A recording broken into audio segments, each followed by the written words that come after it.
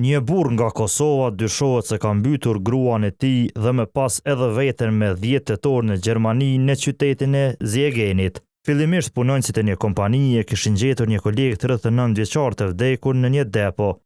Rastin autoritetet e cilësuan si vetvrasje.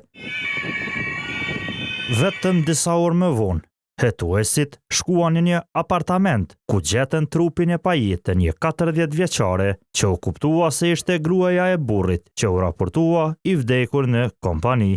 Policia gjermane mori përsipër hetimin. Autopsia zbuloi se gruaja ishte mbytur. Aktualisht, policia dhe prokurorët besojnë se 39 vjeçari kosovar e vrau gruan e tij dhe më pas i mori jetën vetes.